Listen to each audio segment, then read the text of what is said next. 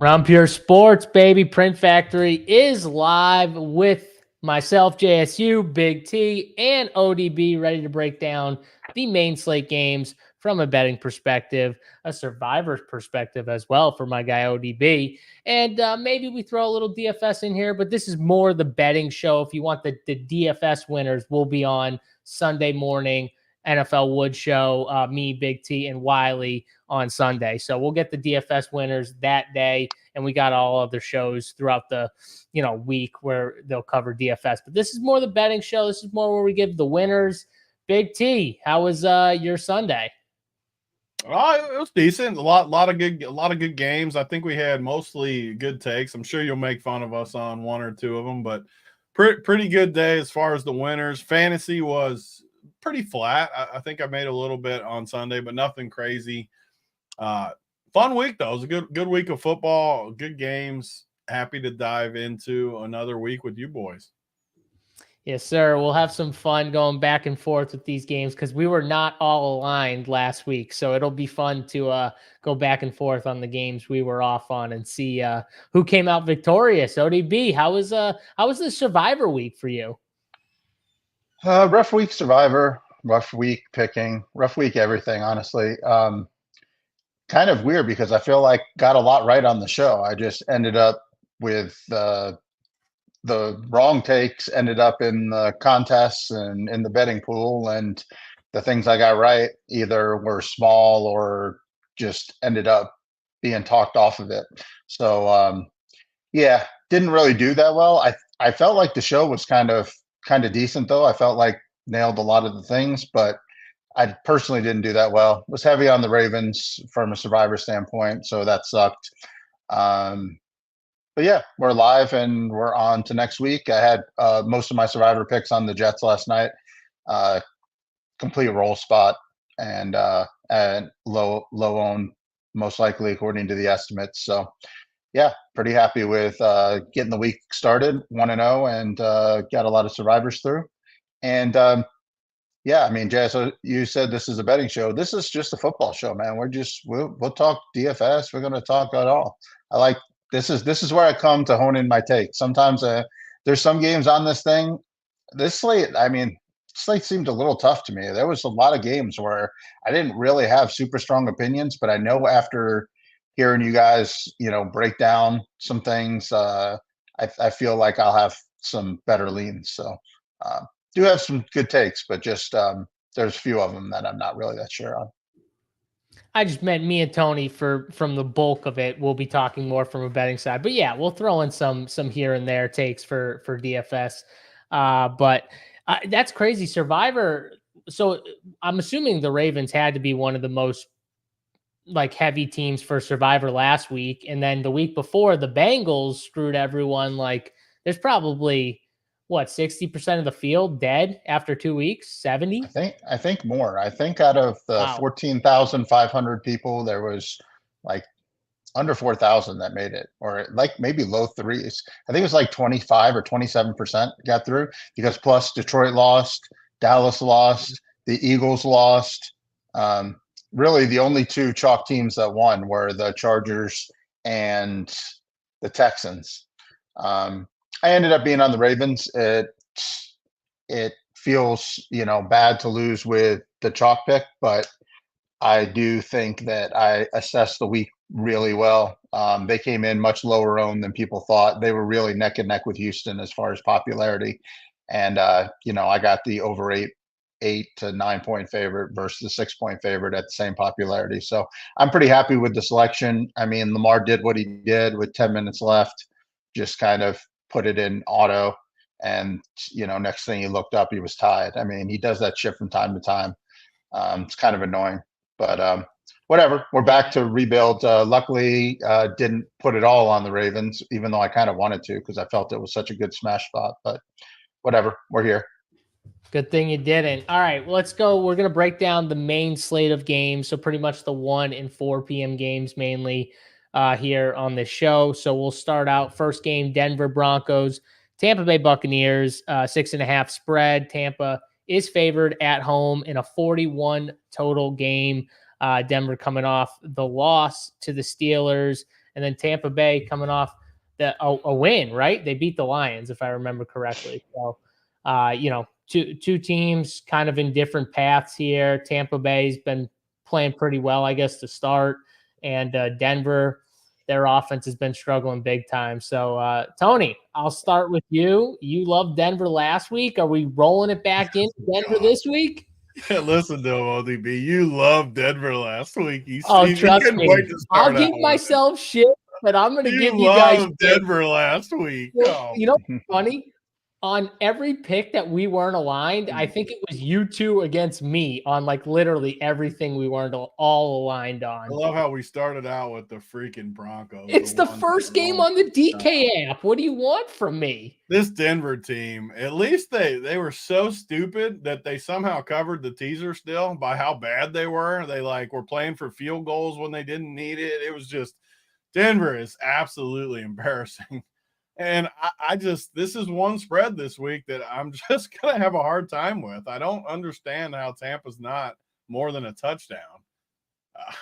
Is Tampa just not getting the respect? I can't take Denver. So I don't love the number though. I'm going to be honest. I don't love it.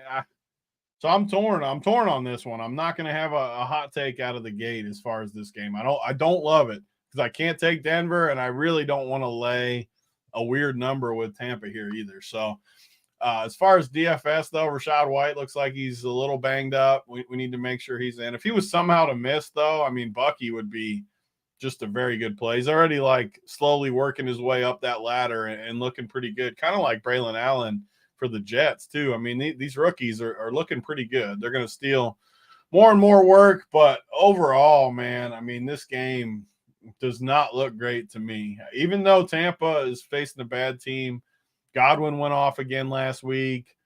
I don't love this game, I'll be honest. I'll let you guys have some better takes than me here. I'll just say it. If Bucky Irving were the starting running back, this is a smash spot for him here in a game that they should. If Rashad's somehow out. Yeah. I mean, in a game that they should be up in, theoretically, you would think 6.5 point favorites here. They should be up in those games. And Denver struggled to stop the run early. Seattle ran all over them. Najee and Jalen both averaged 4.7 yards per carry last week against them. This would definitely be a really good spot. But ODB, we're talking betting first, and then you can take it to DFS if you would like. Who are you on? Let's first just talk basic football. Sean Payton, he's the genius that waited and sat out a year to get all the money and everything. I just have to question why, I guess I was a little fooled by preseason. Bo Nix thought he was ready. I'm still not sure if he is or isn't ready, but from a coaching standpoint, I feel like Payton probably should have started Stidham here. We had week 1, they went to Seattle. Week 2, they play against the Steelers, one of the best defenses in the NFL. Now they got Todd Bowles, and then the next week they have the Jets. I mean, this would have been a perfect spot to do kind of like the Patriots did with Drake May. Let Denver get off and let him watch for a few weeks. These are 4 tough defenses for Nix to start out. So he looks bad right now, but I don't know, man. I just don't feel like he's as bad as he looks. I think that it's just really been the defenses. This is the biggest sell high, buy low opportunity that you could ever have. The Bucs coming off of impressive win versus a lot of people's Super Bowl team on the road, and Denver just looking like crap for 2 weeks, not being able to do anything. I don't know how Denver's going to do it, but this is just kind of a hold my nose, play the Broncos. I'm not really sure how. But yeah, I don't know. I think they find a way to keep this close, make it ugly. Surtain can shut down Mike Evans, I think. So from a fantasy standpoint, if you want to play Godwin again, I think that's totally fine. I think this is a really chalky week. There's a lot of super values out there. So anything that you do that's going to be a pivot off of one of those can really give you a lot of edge. I think Rachaad White, I mean, I don't think he's going to sit, but he could be a really good play too, because like I think they're going to have trouble throwing at Surtain, and they're probably going to try to run the ball, and nobody's going to play Rashard White, so that could be fine. But I don't know. I don't know how or why, but I like the Broncos, and I think that they could be potential upset. I probably won't be playing them in any Survivor. I don't know. This is just a sell Baker at his absolute peak right here. Even though I like him in the Bucks, I picked him to win the division. This just seems like a good sell high spot. Yeah, big piece of news too for the Bucks. Vita VA MCL sprain, and he somehow practiced today in limited fashion. But if he were to be out, that'd be a big loss for them too. I think the more that we talk about this, the bet I actually like, because I don't like this Tampa Bay defense, and I think it's gettable. The over might be the bet. I don't. What is that? I don't know what that was, but something started playing in my ear for a second. But either way, I kind of am with you that eventually Bo Nix is going to move the ball. I'd feel way more confident if Jared Stidham was back there. I definitely would like the over much better. But I'm kind of with you that like eventually they're going to figure this thing out. And this might be a good spot against a Bucks defense that I think is gettable. Even at home, I think the Bucks put up points too. That's the other thing. So they're going to be trailing most of this game. So yeah, I kind of like the over in this spot. It's probably my favorite. But if you make me take a side, I'll take the Bucks with the 6.5. If you make me put my feet to the fire, because Tony will always make me make a pick anyway. So the Bucks are let's like get on. Team I always like as an underdog. They're one of these teams I always like as a dog and always hate as a favorite for some reason. They're just one of those teams. We'll take the Broncos then. I can't do it. I can't do it after last week. I can't, because I don't want you to come back on this show next week and be like, you figured Broncos, you love them. I can't do it again. Though. That's the fun part, though. You get to make fun of me, and I get to make fun of you. That's the fun part of this show. I'm fine getting made fun of. I just can't get made fun of for the Broncos again. So I gotta refrain. That's the difference. The difference between me and you, Tony, is that I'm fine getting made fun of for being on like the shittiest teams ever, and you're like, nope, I can't. The Broncos made me just disgusted. I'm glad they covered the teasers, but they like really disgusted me. I don't know how they covered those teasers for you. You got lucky. They had so many opportunities is the weird part. Like they just kept like getting the ball in good spots, and they'd get a hold or a fumble or it was just they were so bad. We gotta get off this game. Yeah, let's get off this game. All right, let's get to the next game. This is a good game here. Philadelphia Eagles in New Orleans here against the Saints. 2.5 to 3 point spread, depending on where you're looking right now on DK. I'm seeing it at 3. Right now, the Saints are favored at home, and a 49.5 total here. Looks like no A.J. Brown again for the Eagles, obviously coming off a tough loss to the Falcons, and the Saints coming off of just absolute beating to the Dallas Cowboys. And I'm still pissed at myself for jumping off the Saints train. I talked myself out of it. I went on the Cowboys side, ODB by Sunday.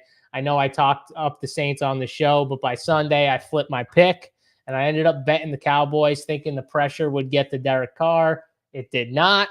And the Saints absolutely rolled. I am not flipping my pick this time because I think this is a perfect matchup for Derek Carr because you got a team who does not get pressure on the quarterback. That means Derek Carr is going to have clean pockets to throw from. Secondary is weak for the Eagles. Big plays down the field. And you just saw them get crushed by Bijan in that outside zone. Alvin Kamara is probably going to crush again and get them in this spot. So Eagles slow to stop the run first 2 weeks of the season. Josh Jacobs got them a few times with some big runs, and then obviously Bijan did. 2 good running backs, but Alvin Kamara's looked like one of the best running backs to start this season, especially from a fantasy perspective. So I'll put a little respect on his name, but I got Saints here, boys, and I'm not flipping, Tony. I will not flip this time, I promise. Yeah, I mean we're known as the Chiefs haters on this show. Not this year though. I'm the Philly. ODB might like Philly, but I do not like this Philly team. And the Saints, look, it can happen in the NFL quickly. Like we talk about this a lot, but each year teams pop up out of nowhere and they end up really good. And Saints look good to me. They're blocking. They got good players. If they can keep Carr with a clean pocket, which it looks like they've been able to, I mean, I love it. We just watched Kirk Cousins be able to do things in this spot. And you're at home, perfect conditions. I freaking love the Saints in this spot. And you got the perfect matchup for both receivers. I know I've talked about it every week, but Olave is going to crush this spot. And Shaheed has looked amazing so far through 2 weeks. We've always liked him. I'm a little worried about my boy Taysom. He got banged up, had to go to the hospital, I think. He's only questionable, so I do think he's obviously a big part to their offense, giving them some different things they can do. But even if he's in, I mean, Foster Moreau's still 26. I love the Saints. I think the Eagles are super overrated again. I hate Jalen Hurts. I think this is ODB likes the Eagles, though. He always has a soft spot for the Eagles. So let's see if he makes it 3 with us. This is a game I have a tough time with. I do like the Eagles in general. I know you're an Eagles hater. I think the narrative on the Eagles is a hell of a lot different if they just run the football on third down. Now, the real question is, this team already hated their coach. Does this situation, drive that wedge further in? And do we continue to see a Philadelphia meltdown after the coach basically gave the game away with a terrible play call? I think just this narrative is just completely different. They had a 99.3% win percentage at that point. If they just finish off that game, I don't know if we hate it. I don't think the Saints are really going to be able to stop Barkley, and I don't know. I think that there's going to be points in this game. My priors are all Eagles are good and Saints suck. It's really hard just to completely flip that. The look ahead was like 6 points different. I don't know. This game's kind of get in there on the Eagles. You're allowed. Dive in there. It's kind of a stay away from me, but I don't know. I'm going to give my priors one more shot, but I got a bucket ready to start pumping water out of this boat where this Eagles boat, because I feel like it could be sinking if they go in there and lay an egg against the Saints. If the Saints do it again this week, I'll be ready to say, okay. And I'll tell you right now, if the Saints beat them down like they did to the Panthers or the Cowboys, then it's going to be, then the Saints just might be the real deal if they do that, obviously, for a third time. They might just be legit, but people will start panicking in Philly for sure. So I can see why some people would think it's a letdown spot. Interesting, Tony. So too high safety has been like a big thing. I know you guys saw like the Mel Kiper thing. Philadelphia Eagles are like bottom 5 or 6 in too high safety. They play the least. It's like the bottom 6. I think they're 27th in the amount of like too high safety they play. So it could mean big shots for our boys Rashid or Olave. It goes back to your point. I never know the exact situations like you do with different things, but just everything I saw showed this is the perfect matchup for these 2 receivers. So I'm glad you said it.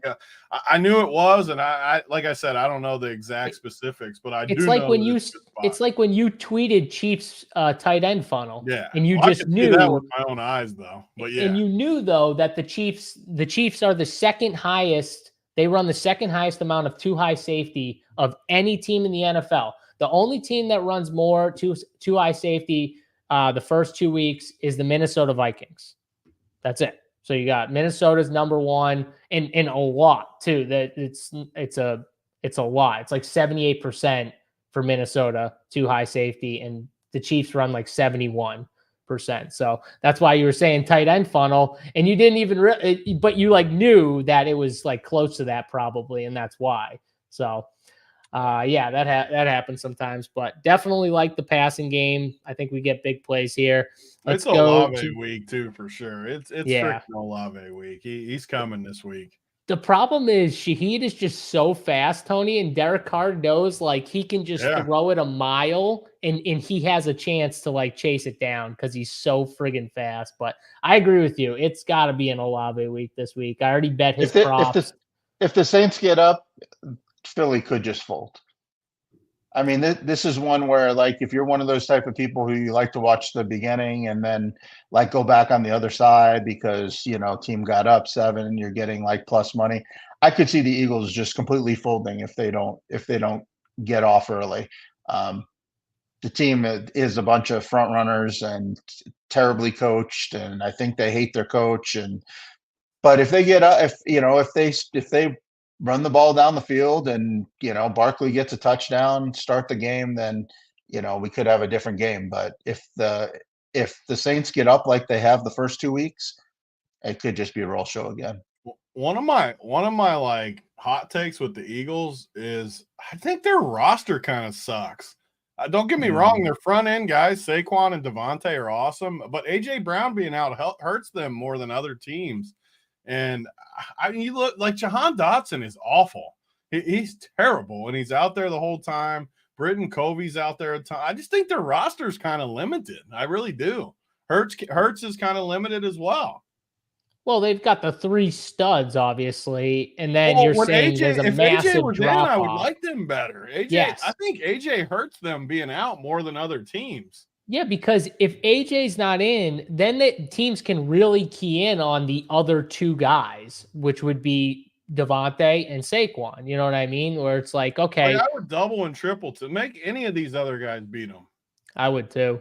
Yeah, just take them away. Just like take one of those guys away and make everyone else. If Jahan Dotson beats you, you just live with it. No one was better at doing that than Bill Belichick. He would just say like, we're going to put 2 on the main guy, and then we'll put our best like corner on the second guy, which I always thought was genius that he did that. But yeah, I mean, that's what I would do. I agree with you. All right, let's go to the next game. Not as appealing. We got the New York Giants, Tony's New York Giants versus JSU's Cleveland Browns. I'll throw that one in there real quick. Browns are favored here, 6.5. Browns coming off of a win. The Giants coming off Deshaun Watson last week. The Giants coming off of a loss. You want me to say that one more time for you real quick? I do want you to say that stat from last week, though, how they lost. The most crazy stat I've ever seen in my life. Yeah, there was like 7. It was like the first time ever a team scored like 6 or 7 field goals and lost to a team scoring like 3 touchdowns. 3 touchdowns to no touchdowns. Yeah, it's insane. You'll probably never see it again. Never. 3 touchdowns to no touchdowns, and you lose the game. I mean, listen, I thought that Washington left so many points on the table. They could not. They would get down to the red zone and just They're another team that is so limited. They're just so limited.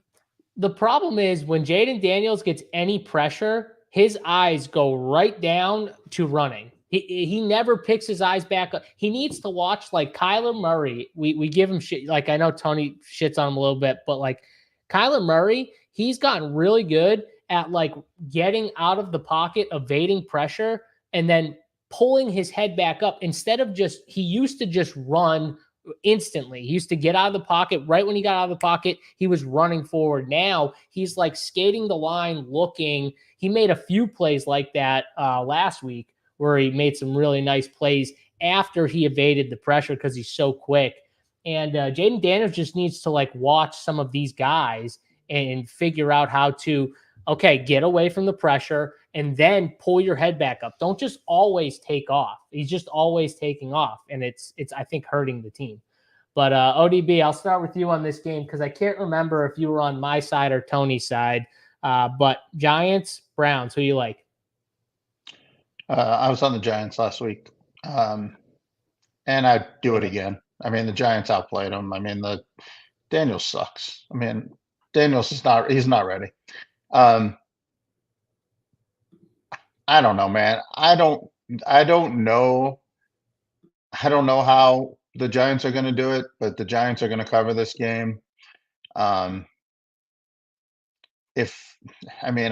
it's a big freaking if, but if Dimes can not throw the ball or fumble the ball and score a touchdown for the Browns defense, they're going to win. That was the best intro to a player ever. I don't know, man. I don't know. This week he's gonna cry. I have no idea. I'm just picking another shitty quarterback in another tough situation. I don't know how they're going to do it. Just like I don't know how Bo Nix is going to do it, but I feel like the Giants are going to find a way to cover and make this a game. The Browns offense is just ass. I'm not laying 6.5 points with a team that can't score.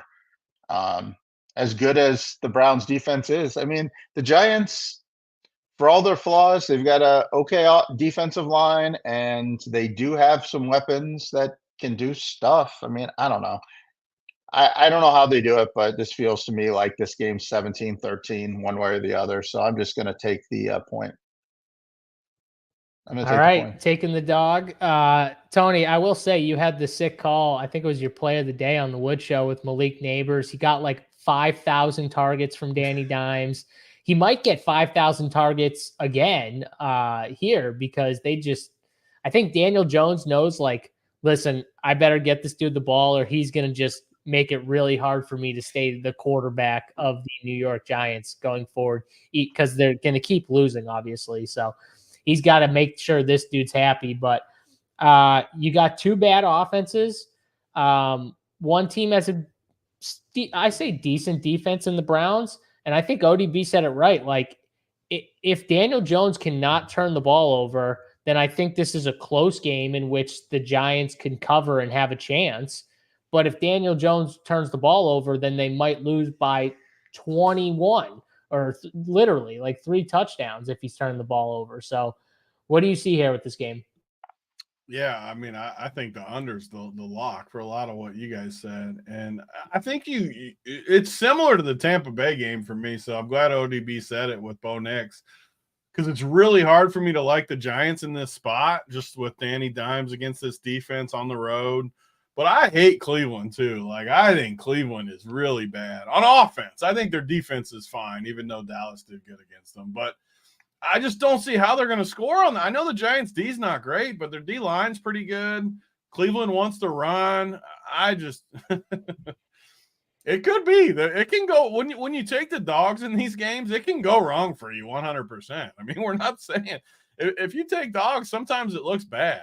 So it is what it is. But yeah, Neighbors he's just a beast. I mean, he's just a freaking beast. I don't love this spot as much just because you would have to think Cleveland is going to do everything they can to take him away with what happened last week.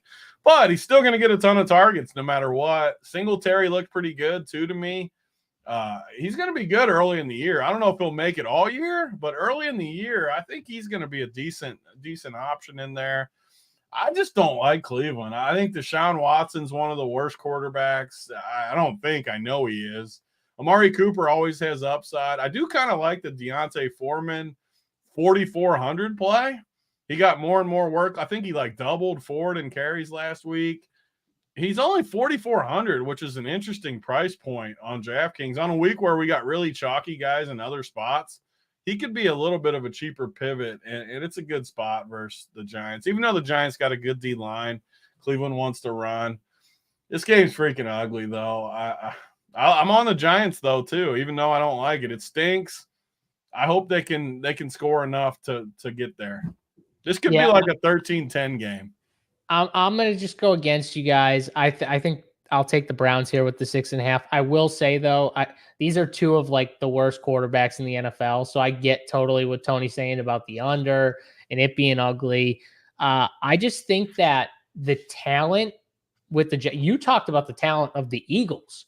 Well, after Neighbors, the talent of the Giants drops tremendously down. They've got no dude. So if the Browns can try and take him away or slow him down, they're not going to have much else to go to. And I think Daniel Jones is going to try and force it to him. Browns don't got nothing to go to either, though. Well, they have a defense at least. They have a defense. And I think what's going to happen is Daniel Jones is just going to try and force it to Neighbors, and there's going to be turnovers. So Who's C. Akins, Martin?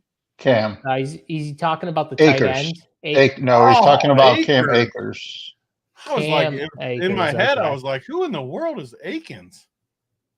That's a good question. I think I would go Akers, but I will say that's one of those questions that you're literally talking about the chalkiest due to the slate or one of them, and then a guy that's not owned. So you're like your tournament versus cash.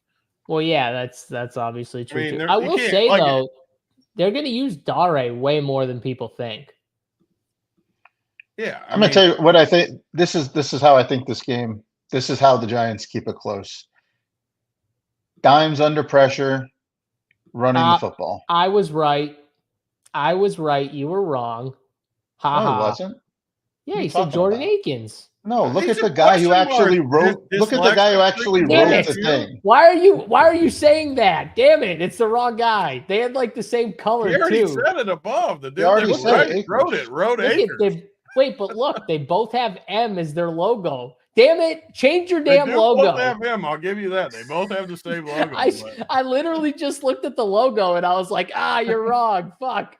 You just wanted to tell us we were wrong so bad that you just dove right in there. Yes, I did. Yeah, ODB, finish your point. I'll take Daniel Jones over rushing props. I don't know what they are.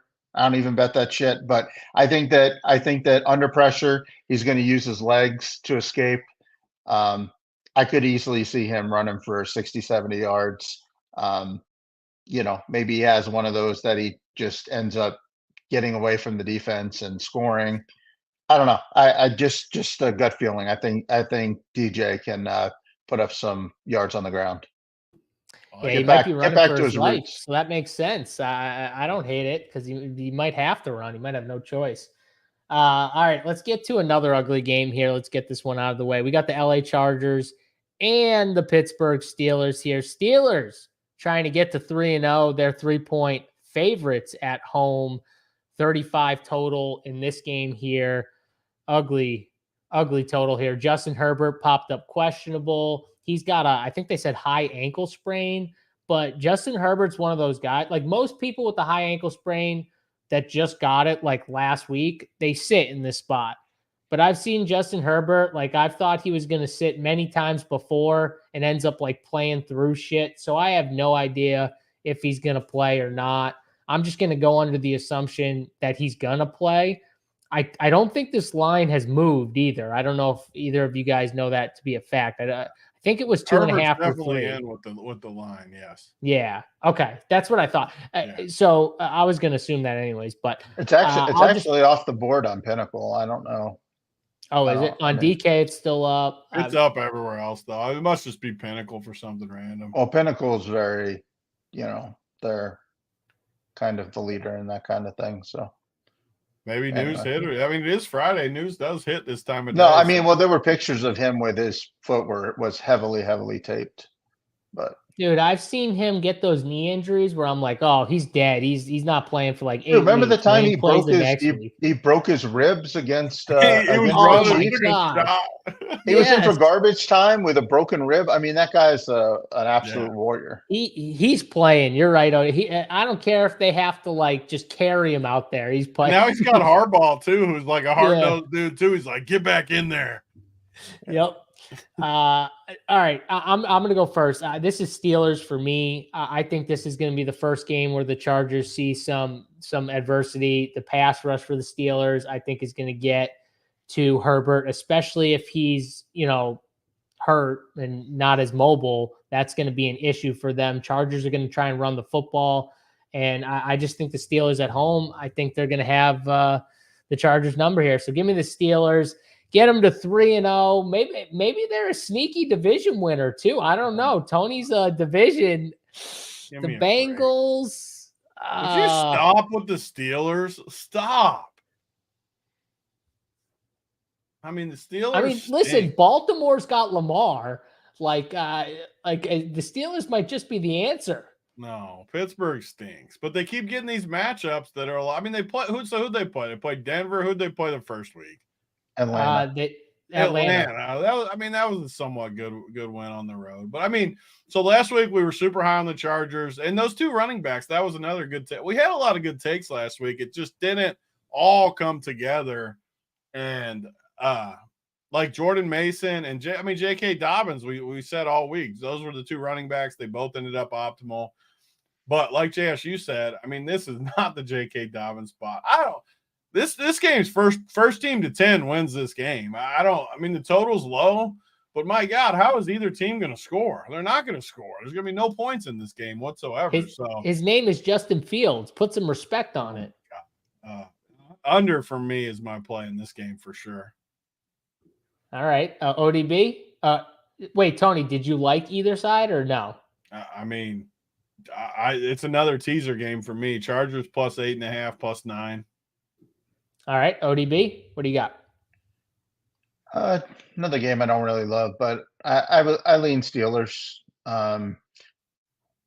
I think the Steelers are not a very good football team, and I don't think they have a chance to win the division, but I do think they have a chance to win this game. I mean, this is the kind of team that they can compete versus.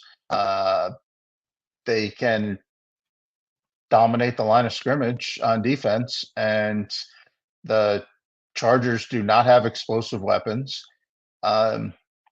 This isn't the Carolina D line where the offensive line is just going to push them. Dobbins is going to get 4 yards before he even passes a defender. They're going to be in the backfield. Herbert might play, but is he going to stay? Is he going to be able to play? I mean, is he going to stay the whole game? I don't really love the Steelers or the Steelers offense, but I think they do enough to get this one done. I'm going to lean Steelers in this one.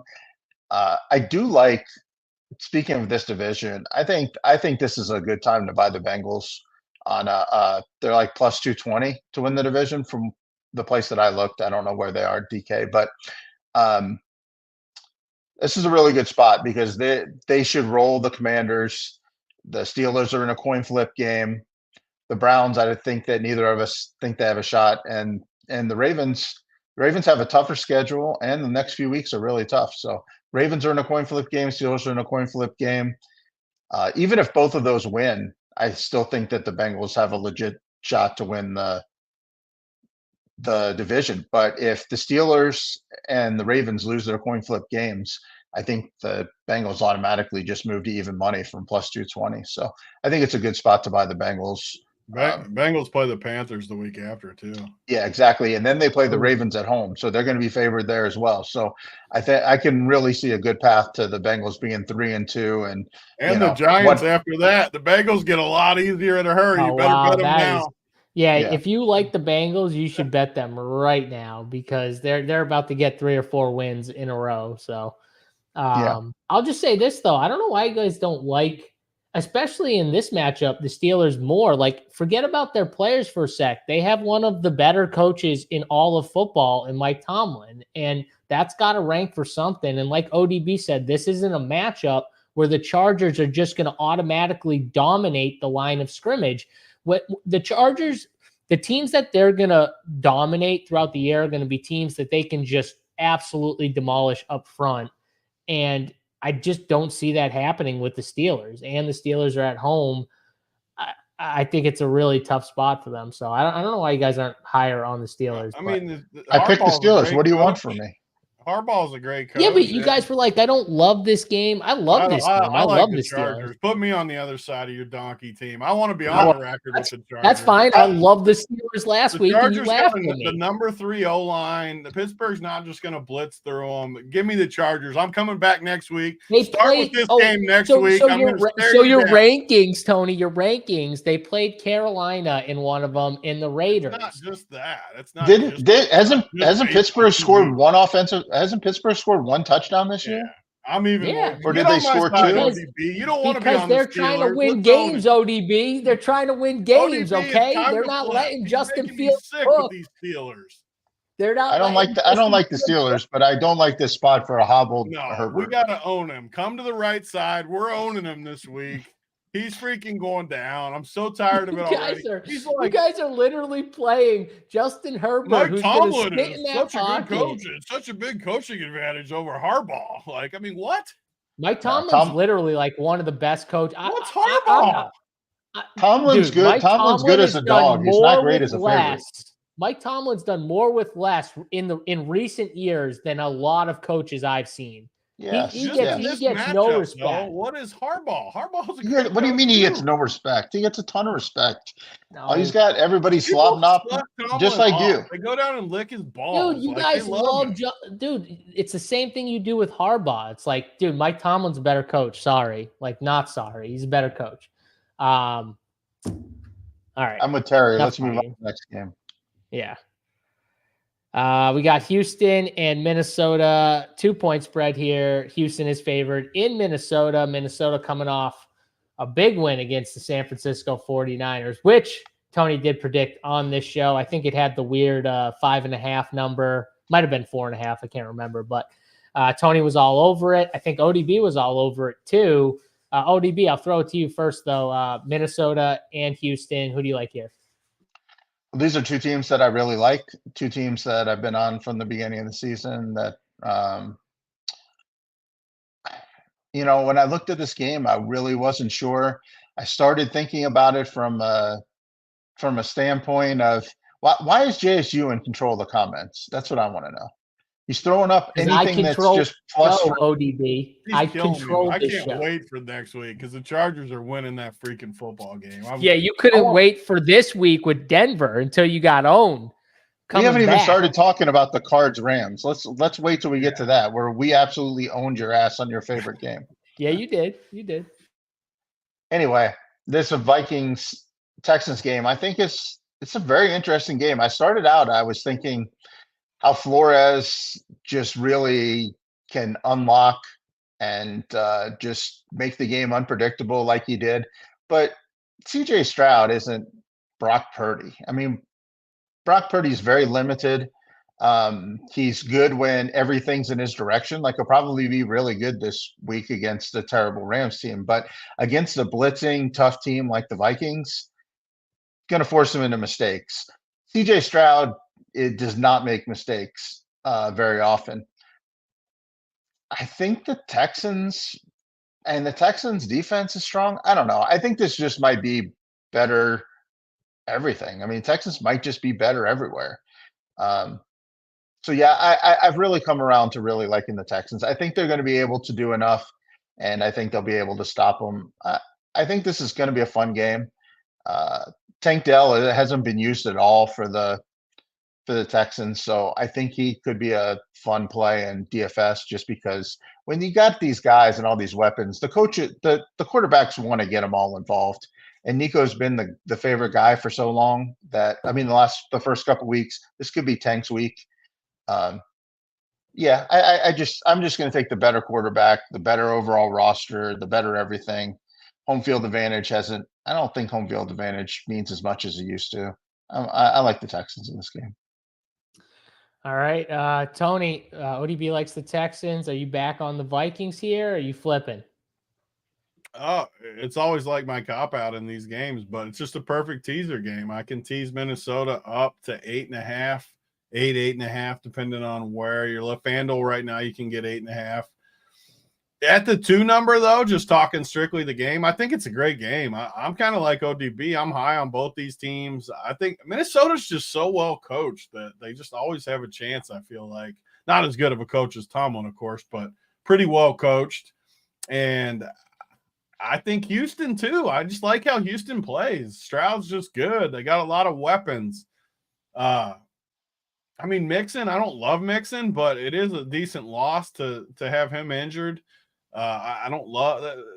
It does hurt a little bit, like that spot. But Minnesota, Jefferson's a little banged up too. He didn't play the end of last week. I think it's a really good game, and I know it's a hedge, but this is how I bet, so I don't feel bad saying it when I do what I do myself, and I'm just going to tease it. Minnesota plus 8.5 at FanDuel.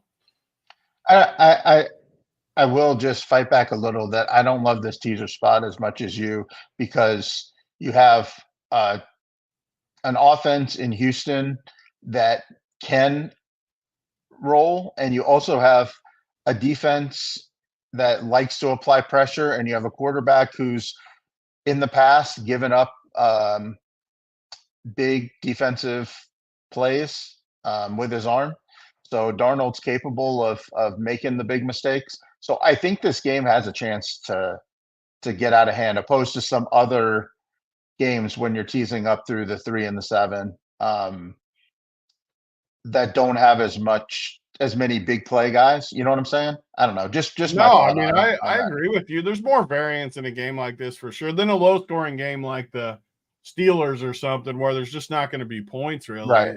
Like Denver last week, for example. I shouldn't have won that teaser because they suck, but it's just so low scoring that there's just not as much variance. There's a lot more variance in a Houston game where they could score. I mean, I don't disagree, but I still like Minnesota enough to put them in there. But I agree with you. I do agree.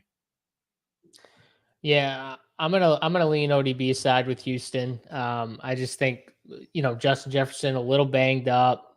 Addison possible. I think he's out, but I can't remember if that's official yet. I did like the Naylor comment there. Someone said Naylor scored in both, and another start without Addison and Jefferson banged up, and the focus too when he's out there. So I don't hate that idea. You gonna Cam pick every Akers. favorite this week? Are you ever gonna filter a dog in there for us? Are you gonna? Don't worry, we're 4 games in. Holy shit! We're only 4 in. How are we gonna get an hour and a half? Shut up, okay? I'm trying my best here, all right? There's a lot of good comments in chat. I've definitely missed some of them, all because you're rushing me right now. I feel rushed. Like, you can't rush this, okay? I'm trying my best, damn it. All right.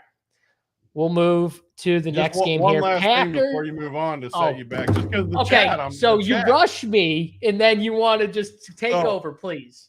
Cam Akers at 4,700 is going to be one of the highest owned guys, but for good reason. Like the Mixon's banged up. There's just Dare is more of a play from behind type guy. I mean, he's a good play, but we've seen him a long time. I'll just throw it out there. We've seen Akers a long time. He's not exactly very good, but this is the kind of guy fade Akers and just play the passing game. Akers stinks, man. He always stinks. Talking Diggs. I think this is a Stephon Diggs type game, and I think they lean more on CJ Stroud, even more with no Joe Mixon and no Pierce and Cam Akers, obviously, as their starting running back. They have Dare in there. I don't think CJ Stroud is a terrible DFS play, and I think he's going to be unowned. So what about C. Akins? Tony likes Cam, and I don't think he likes Akins from the Browns. So whoever you're talking about, I like Akins better than I like Akers. At least Akins. That's a hot take. That's a hot take right there. That's a hot take. At least Akins is 3,000 and fills a tight end spot. Akers fills a valuable running back spot, and he's probably going to get you 12 points like he always does. And he's going to be like 50%. That's your best point, though. Running back is way better than tight end, just like in general. There's a lot of good. There's a ton of good running backs this week. That's the best point, I think, to fade Akers is there's a lot of good running backs. And there are some nice pivots off of the chalk, too. Yeah, 100%.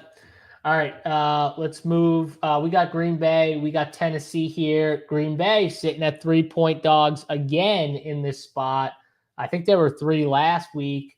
They found a way to pull it out. They're facing a Titans team that, man, this Titans team, I think this is one of those teams where they actually have talent, but the problem is like the quarterback's just making so many boneheaded mistakes. I think they have talent on defense, offensive line. Some of their offensive skill players are decent, but I just think Will Levis has just made some really bad plays down the stretch, and it's really hurt them in some of these games. So, because they played some close games with the Jets and the Bears, 2 tough teams.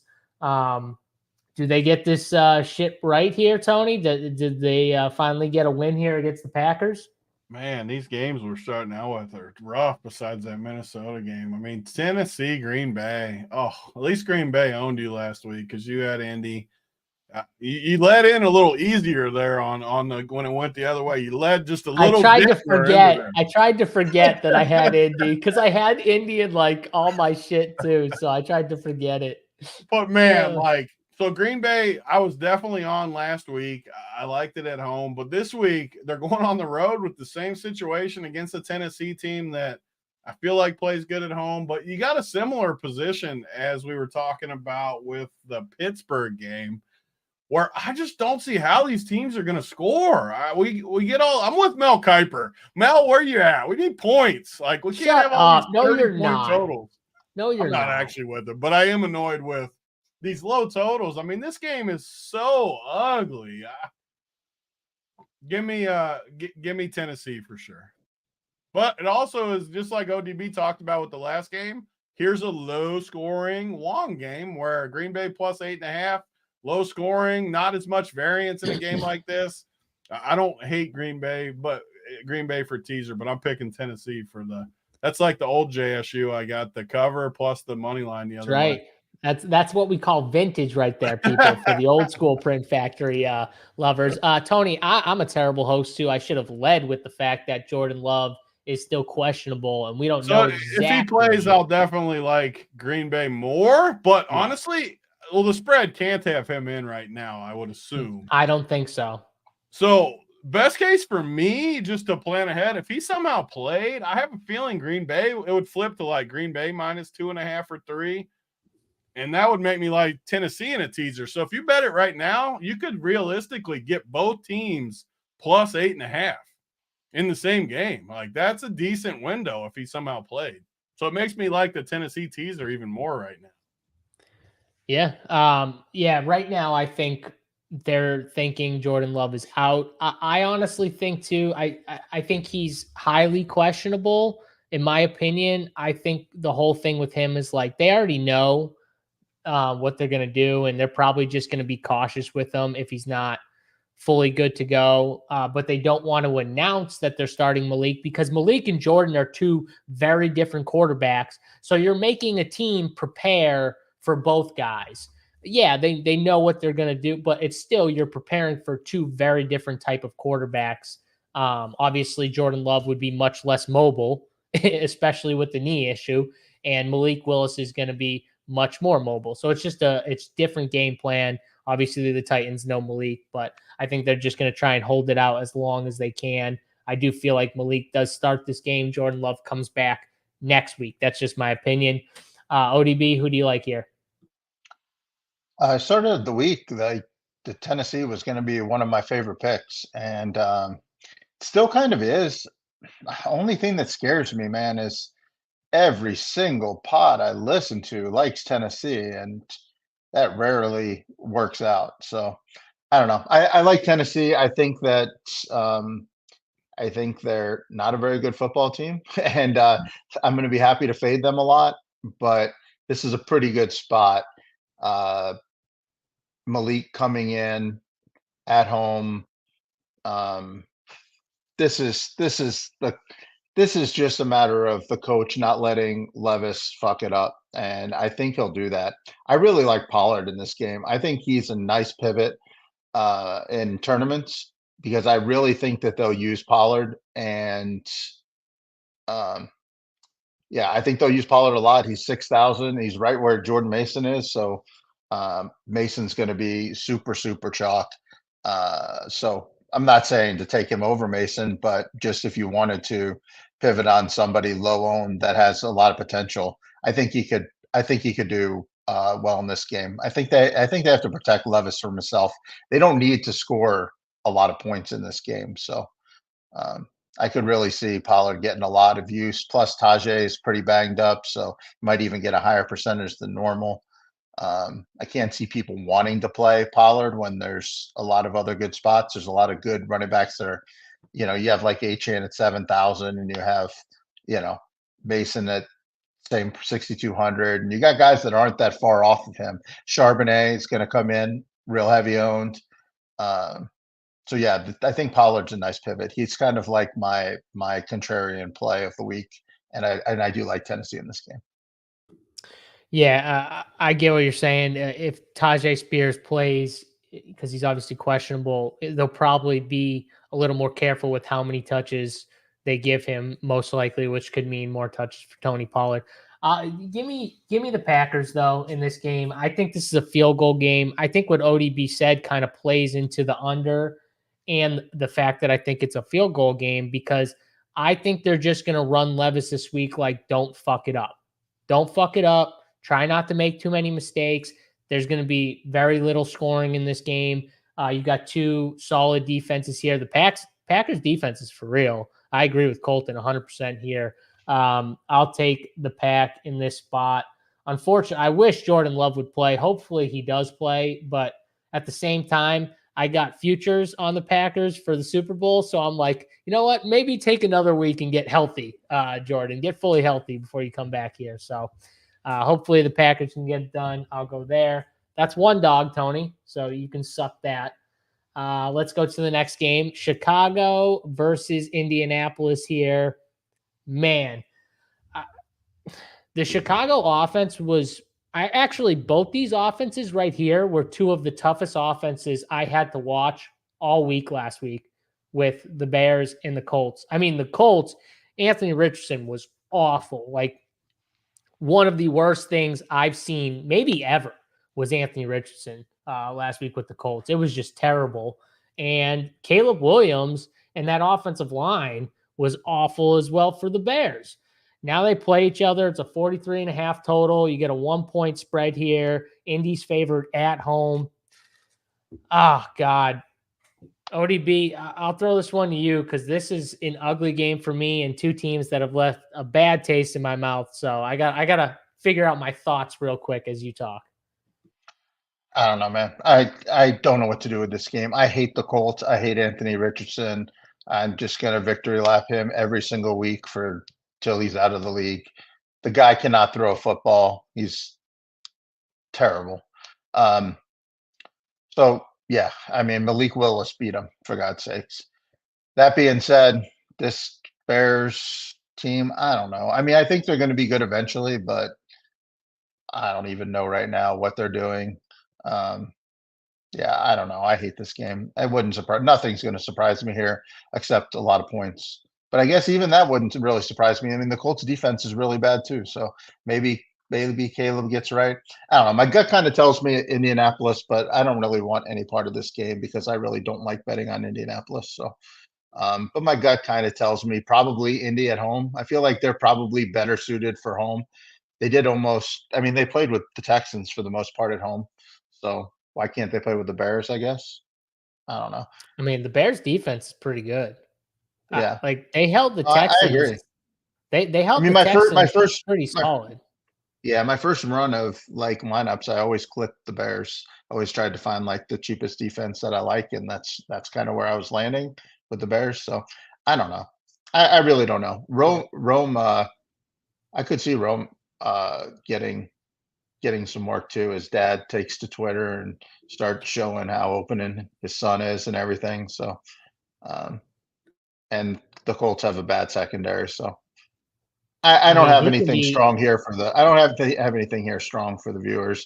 I don't really want to say I like something when I really don't. So listen, I don't want to make fun of anyone's dad, so I won't even try and go in on it. But bro, your son needs to catch that little soft 1-yard pass that Caleb threw and hit him right in the hands in the end zone before you start sending videos of your son running open. Post a video of him and show it to your son saying, man, you're a jump ball guy. That's what you're known for. You got to catch that damn pass before you worry about anything else. That's just my 2 cents here. Tony, what do you got with your Bears against the Colts? Because they are your Bears. Caleb Williams is your guy. Generational talent. Get in there. Yeah. Take all the victory laps after 2 weeks for sure. The Colts, I mean, I agree with you guys. Like, I don't want to have a strong take on this game because it could go a lot of ways, but I do kind of like the Bears just because I think their roster is just significantly better overall than the Colts. Anthony Richardson just sucks. I just can't physically take Anthony Richardson. I think he's decent fantasy-wise just because he's going to run a lot. But as far as winning football games, I mean – he doesn't. Another issue, too, is he doesn't jive at all with Jonathan Taylor because JT can't get in the passing game at all. So, like, they're both kind of limiting each other a little bit. They have no receivers I like. Even Pittman's kind of a possession guy, and he's questionable. I mean, I feel like the Colts roster just doesn't work together at all. Even Pittman's not a Richardson-type guy. You want, like, deep play guys with Richardson because that's the only thing he's decent at. I got to go Bears. I know they looked horrible on Sunday night or Monday night. It was Sunday night, I think it was. They looked terrible. I get it totally. I have to take the Bears over Anthony Richardson, though. I just have to, even though I have to close my eyes to do it. I mean, as much as I make fun of you for the Bears, I think I have to take the Bears too. I'm with you on the Bears. I agree with you on the total roster and their defense. I'll keep saying the defense is legit. It's the offense and the offensive line that is what will line. hold. I really think's the biggest issue with you. Like, yeah, they didn't block anybody. No, I'm telling you, that one running play that I alluded to, and someone posted on Twitter, I wish I could show it right now, where they had 3 offensive linemen get to the second level, and DeAndre Swift got to the second level, and literally all 3 of them whiffed on blocks, and DeAndre Swift only got like 3 yards. And I was like, that play should have went for 15 at most, and it went for like 3 or 4. It was ridiculous. I will say, though, Tony, the Colts have gotten destroyed on the ground, like absolutely destroyed this year so far in 2 games, and they lose their best lineman, DeForest Buckner. He's gone. I'm not playing DeAndre Swift for the record. I'm not playing him. Don't talk me into it. I'm just saying, like, it has I'm to never be like, playing DeAndre Swift again in my life. So I don't know if there's a flow chart yet for week 3. It probably won't be till week 4. Week 4, it's debuting. If there was a flow chart, I can almost guarantee you by the numbers, the nut or whatever that top spot is, you would have DeAndre Swift in there. Running back is way too good this week to play Swift. We're not. I'm just telling you though. Play Swift. He's so shitty. All right, fine. Take Caleb Williams over on his rushing prop. That I could do because I actually think that's how they can loosen up the offense too a little bit. I like ODB's take with Daniel Dimes over, which was 27.5, I think, and I haven't looked at Caleb's, but I can do that. I can't do Swift. I'm done with Swift. I like Swift. I like Swift this week too. Oh my God! Don't play Swift. Hold on. Caleb Williams. Running back's too good. His rushing prop right now, people. Caleb Williams, it's 21.5 to the over on DK, and then you can go 25 for plus 120 and 40 yards. He got 44 last game. 40 yards is plus 360. If you want to get a little plus 360, that's the real. I like that. I like the over there. Those are fun bets right there. I'm going to put that in. All right. Let's go to the next game here. Move my phone. Carolina versus the Raiders. Are all the good teams in the afternoon? What are these teams? We're in the afternoon. We're literally in the afternoon. This is the. There aren't a lot of good teams in the NFL. I'm seeing them in a hurry. Every game out, I'm disgusted. We are though in the afternoon, Tony. Just so because there's 5 games in the afternoon. I don't know if you realize that, but there's 5. I hate how there was so many games. They should do this every week. Why is it not more balanced? I hate when there's like 10 games at one. It drives me nuts. I think there was 12 last week, wasn't there? I think there was 12 games. It's always to try to just get everybody to watch one game. It's the Chiefs NFL, man. They just want everybody to watch Patrick Mahomes and Taylor Swift play football. Oh, they got it. They got it last week for sure. But what are we doing here, guys? It's a 6-point spread.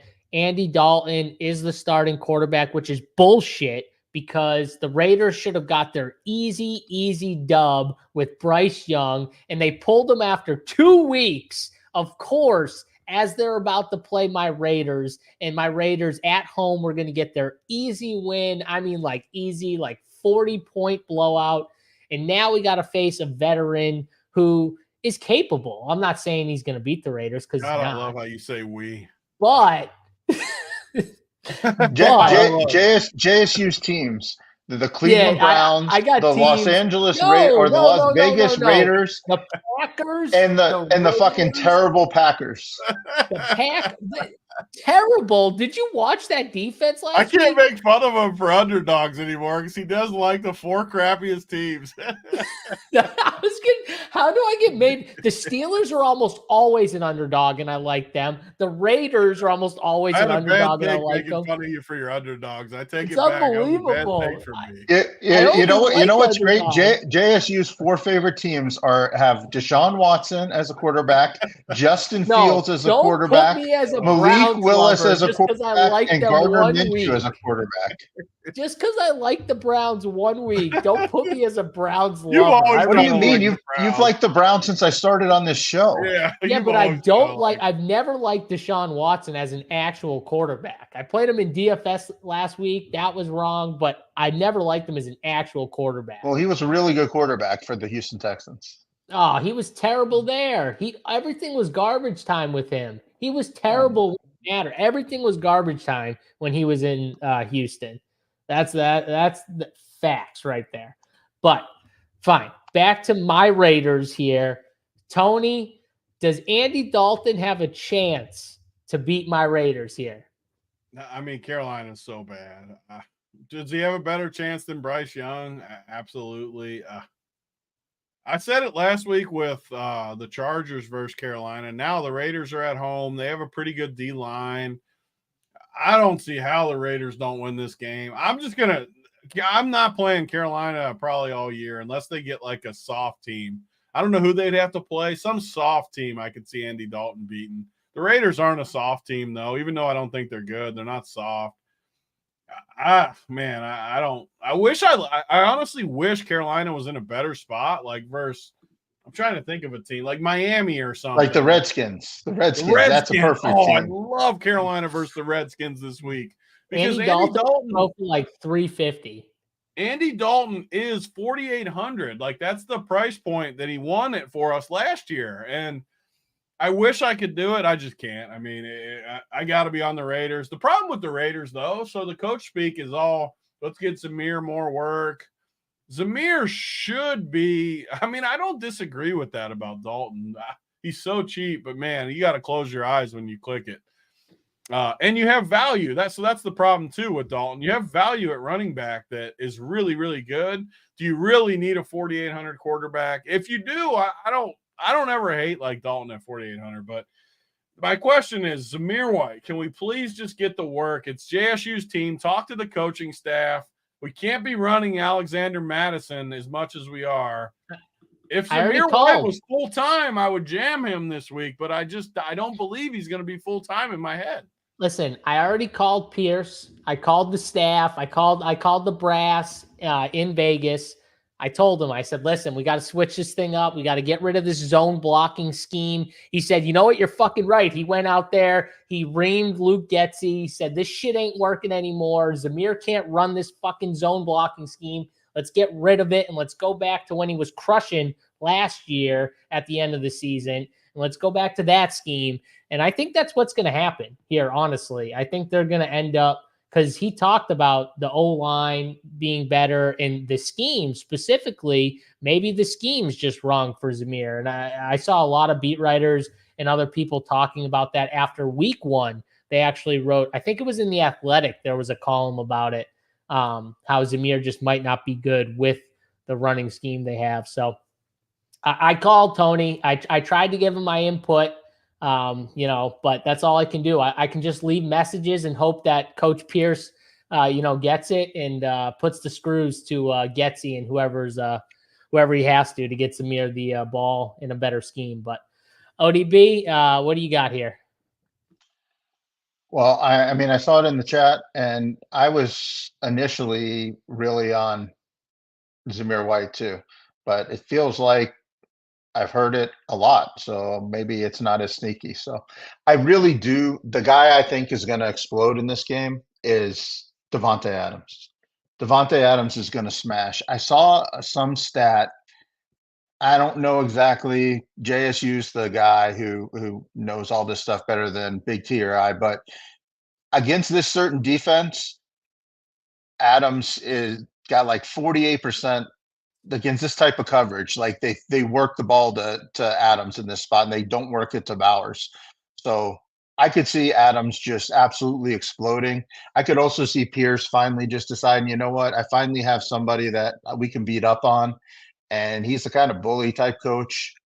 Gardner Minshew is only 5,300. If you want to save money at quarterback, I mean, that's going to be an unknown stack. You could play Minshew and Adams. You could even play like, whatever, a Tucker or something with it, and fade Bowers, because Bowers is going to be super high owned, I imagine. And then if they win through the wide receivers, you could really have a nice little payday. But I think I lean Raiders. I mean, I don't know. It's never fun playing a 5-point favorite with a not so great team, but I do think this is one time where Adams might just drop his sack on top of the Carolina team and show him who's boss. Yeah, Panthers play the 6th highest amount of zone coverage, and specifically single high safety. They're number 2, just to the Browns in single high safety. I'm assuming that's what. Yeah, it's I think probably that referring. that was it. I'm assuming. Of course, the shitty Panthers are the one team that doesn't like to do what works for every other team. Yeah, exactly. Right. They go the opposite, Tony. They go the complete opposite route of every other team. But the problem is, though, the Panthers can't stop anything. So, like, Zamir could run wild, or Gardner Minshew could throw for 300. Like, literally all these things. I think I'm just going to have to play like one or two of these guys, Tony, and just hope I get the right Bowers, Adams, Zamir. Just maybe play. I like the Devontae call. I think that's a good call from. I can't do Zamir with you guys. I think he could do good, but running back is so good this week.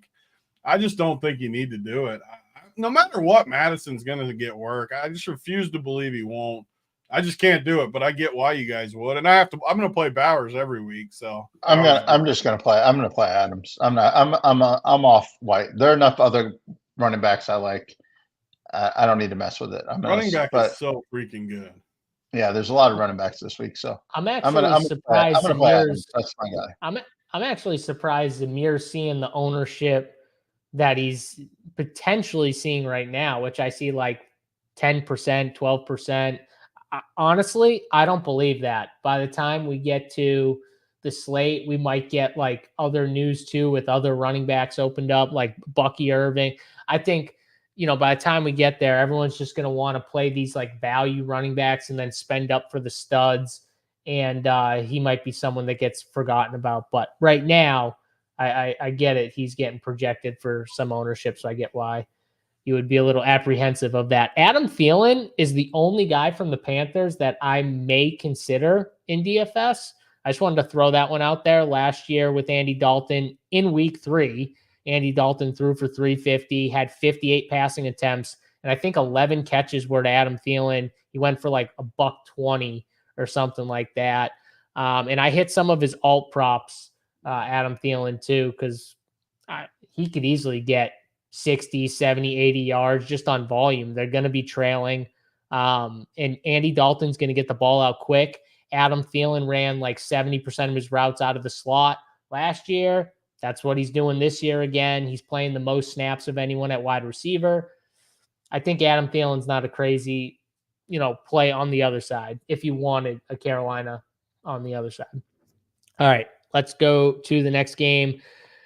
We got the Dolphins and the Seahawks here. Seahawks 4.5-point spread, 42 total. We got Skylar Thompson and Geno Smith, who I heard in chat was going to be one of the more popular quarterbacks.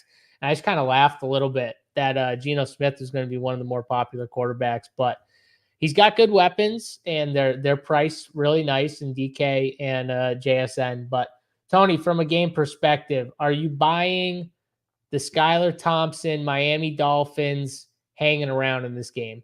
No, I mean, no, not at all. I think Seattle has always been one of the better home fields. I think Miami's in big, big trouble. I mean, I didn't like Tua. I'm probably the biggest Tua hater there is, but man, it's even a big drop off from him. We watched Bo Nix in Seattle. He was decent for a minute. I just don't see it with Skylar at all. And honestly, I don't see it with Geno that much either. So if he's going to be popular, I don't necessarily see that. I could always play DK Metcalf. We even talked about it on Sunday. Like DK was so cheap, and then he housed one.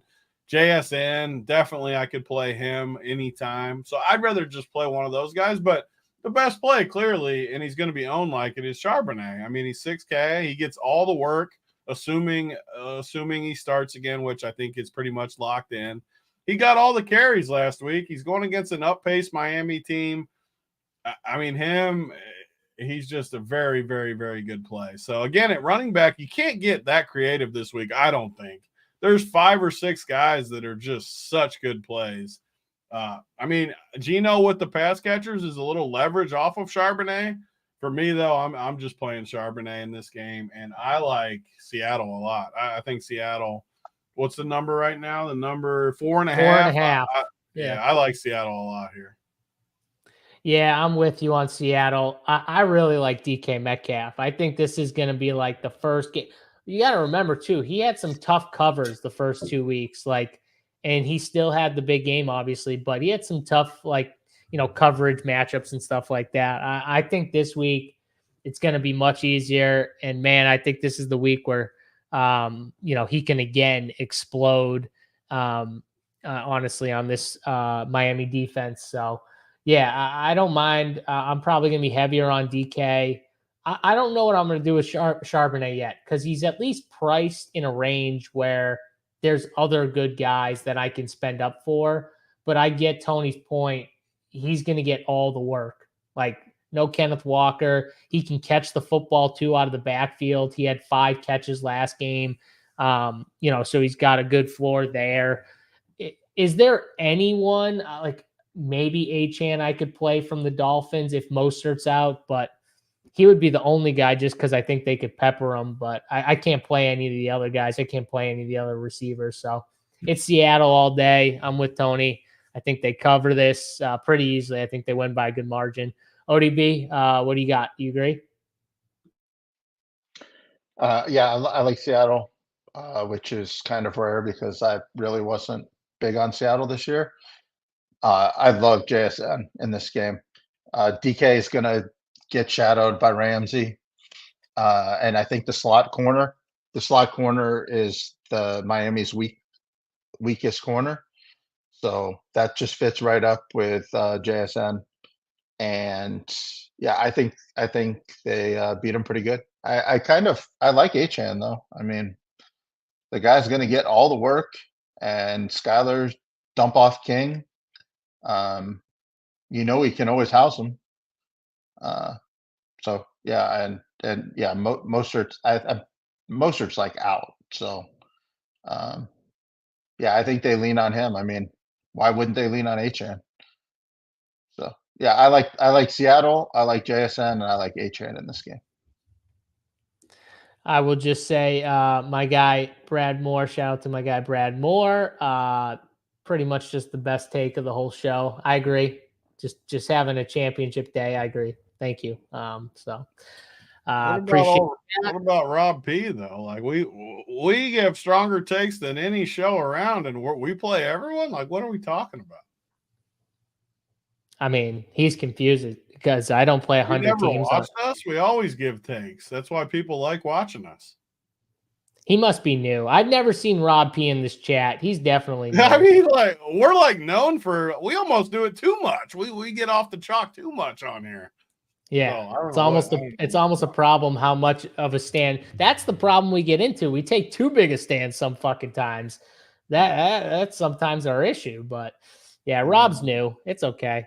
Yeah, you're new. Stop it. Well, that's literally the first time anyone in our lives have told us that we play too many guys. We literally don't do that.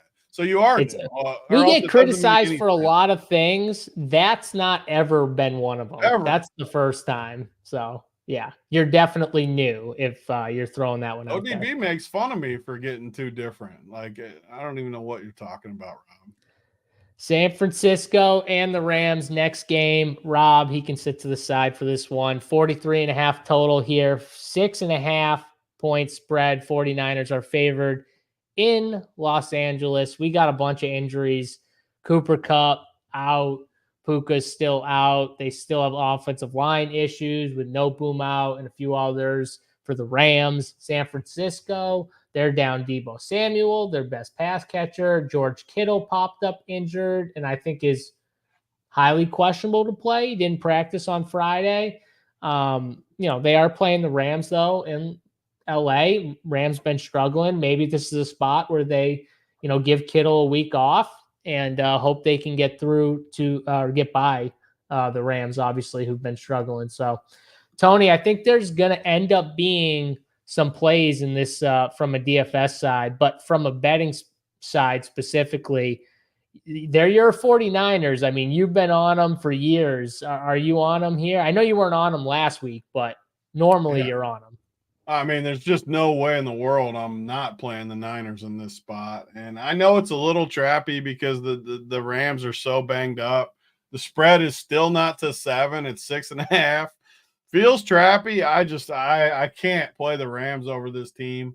And just to tilt Rob P even more, I mean, Jordan Mason is just a stone cold lock at 6,200.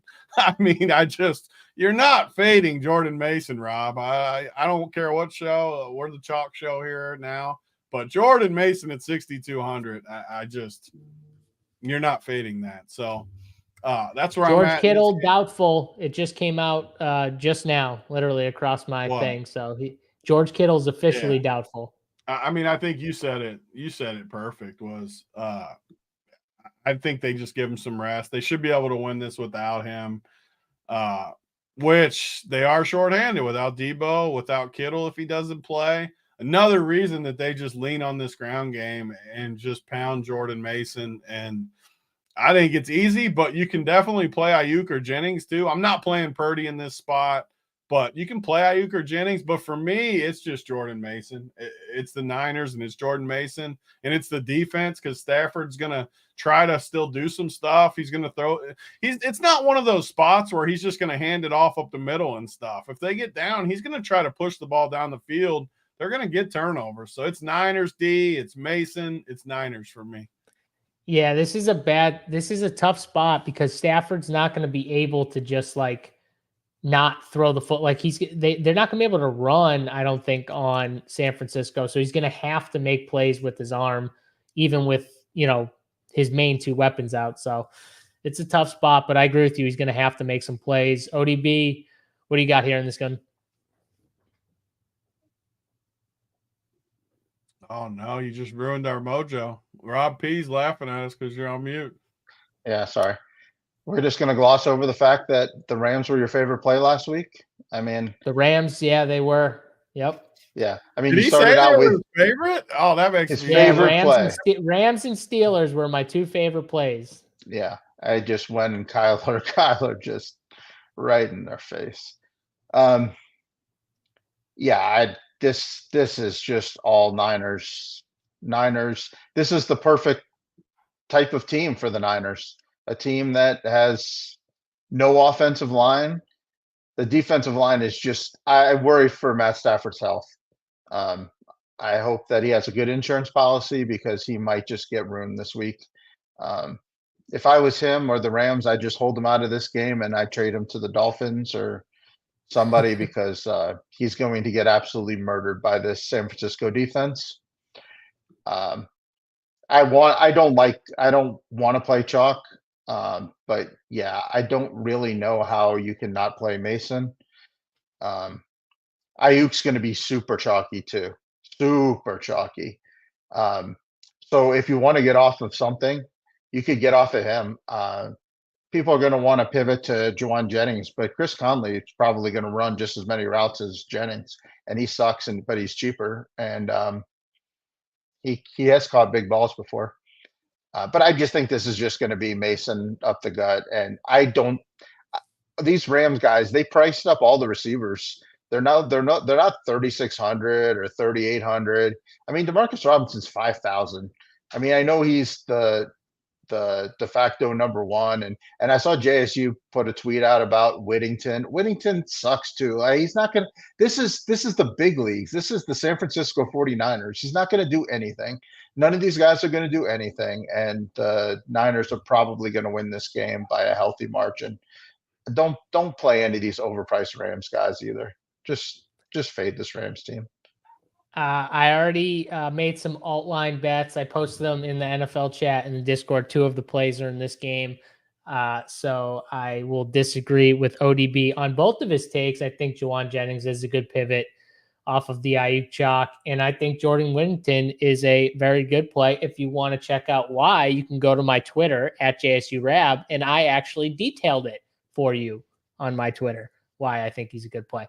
Tony. Yeah, he was good in the preseason. That's why I saw he had 17 routes, 17 catches. I mean, I agree. Not one word about the preseason in my tweet. Just throwing that out there. There was not one word about the preseason in my tweet. All right. There was somebody else's tweet, but I did see your tweet. And it gave me a little pause, but I'm going to stick with my guns that you can't play this guy at this price. There will be spots for him or the Rams guys, just not against this Niners defense. Play the Niners defense. I mean, if you can save money and you can find ways and you can get down to, I mean, the Niners defense could completely wreck and score 2 touchdowns themselves, stack Stafford 6 times. Yeah, they could. Definitely. That offensive line's been struggling. Another guy that gets hurt by their offensive line is Colby Parkinson, because I think he's got to help with chipping and blocking a little bit more when those guys went out. But Tony, who you like here in this game, Rams or Niners? I already gave my take, but I can give it again if you want. I missed it. Who'd you say? I said Niners, and I said Mason, and I said Niners D. Oh, okay. You said Niners D. Okay. Yeah, I got the Niners. I'm somewhere in the middle of you guys with Whittington. I think it's a interesting, like, Millie type play. That's what people want. Like, yeah, that's what I mean, that's why I'm somewhere in the middle. I also could see him getting like 0 too, but I'm somewhere in the middle of you guys on that. And I had to own Rob P with a 1% owned play, right out of the gate. I love Whittington. Yeah. I don't know what Jawan's going to be on too, but I think he plays a shit ton. They don't trust any of these other receivers. And San Francisco, Jennings is going to end up owned. I mean, him and Ayuk are going to end up. They have to end up owned. I mean, they will end up owned. Yeah. The problem with Jennings, Tony, is there's so much value. Yeah, I know. It's value. Just, everyone likes the Frisco. Everyone hates the Rams. I mean, he's just got. I'm not saying he's going to be like some insane ownership, but the pivot. That was one of the reasons I looked at Whittington, though, as you guys were talking about him. He's a direct pivot off Jennings, so I don't know. Did you see my tweet, Tony? I described it in my tweet. Get over there, check it out. You have to go look at it. So, all right, that's this game. I agree with you. Mason's a tough. This was one of the best matchups for the ground game. Of all the matchups, was Mason against the Rams. I mean, it's just literally a 3 square to me. I mean, you don't play it. I mean, it needs going to be the highest owned, so it's not like it's. No, yeah, it's not a hot take. I'm just saying it's literally like the number 1 matchup for my stuff. But all right, Ravens and Cowboys here, 1 point spread. We got 2 games left to talk about. Both teams coming off massive disappointing losses. Little different losses, I will say that. But Ravens losing to the Raiders, Cowboys getting pounded by the Saints. You get a 1 point spread in Dallas, a 47.5 total in this game. I think one of the issues with the Ravens, just to start there, is do they want to jam Henry up the middle and establish it, Tony, or do they want to just let Lamar cook? I think their problem is they're in between both. They don't really know what they want to do, how they want to be identified. Like, do you want to, if you're going to run Derrick Henry, get Lamar in under center more and run the dude, or let Lamar just do it and stop with the Derrick, because Derrick Henry out of shotgun is not it.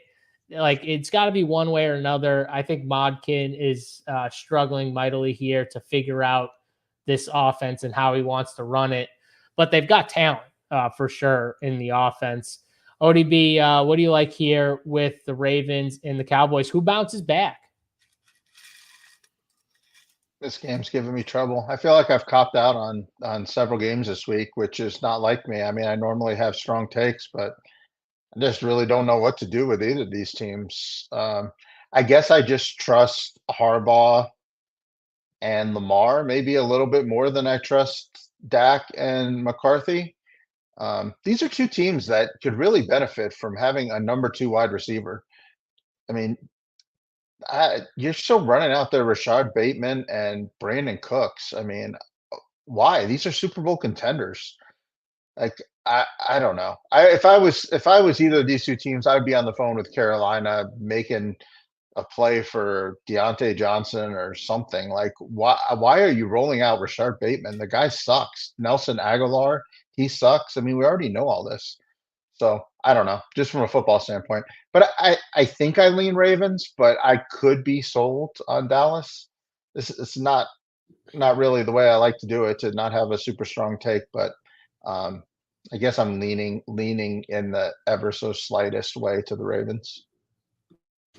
Yeah, Tony makes fun of Jalen Hurts and Lamar Jackson. I think I make fun of Lamar and Dak the most, of like the more established quarterbacks that we still think people big time overrate.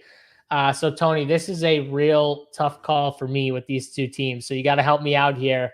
Dallas or the Ravens? I'm kind of like ODB this week, where I feel like my takes, that's why Rob was on us. He was holding us accountable, because my takes aren't as strong as they've been either. Each of these games just feels, I don't love it. I don't know. I like Dallas, but I think it's a good point. All these teams that only have one receiver, and granted, Likely and Andrews are kind of receivers, but they're just not.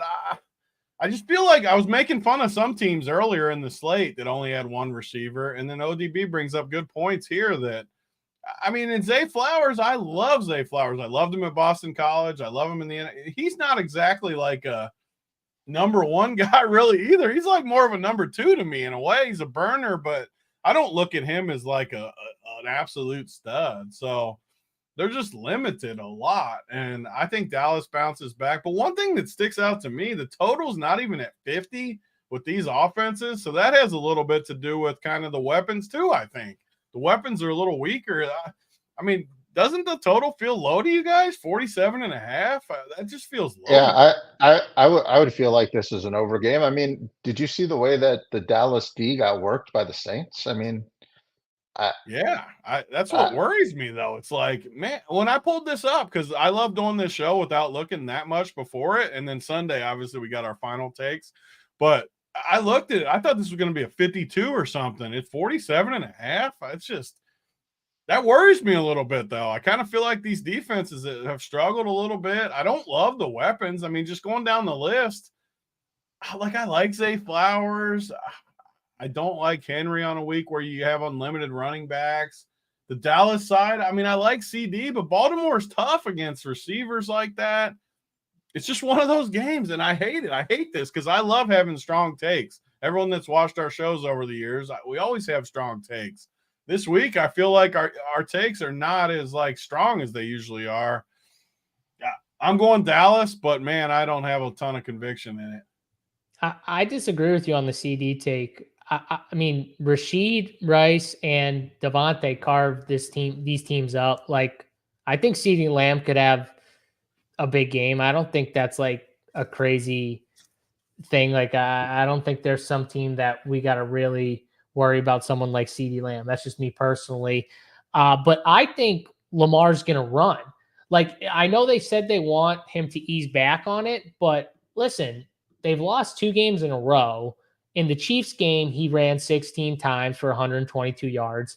And I get it. It's the Chiefs. You're going to be down more. You're going to have to run. The Raiders game, he only ran 5 times. I'm sorry, but RB1, right, Tony? RB1, he needs to run if you are going to win, I think, more. Unless you're going to pound Derrick Henry 25 to 30 times, like I said, and just change the identity. If you're not going to do that, then Lamar has to run. His anytime touchdown number is plus 195 right now for just an anytime touchdown. I feel like that's kind of a nice number to attack, honestly, from the betting side on DK right now. But yeah, I mean, I'm going to go with the Ravens here. I think the Ravens, I think Lamar's going to run more in this spot.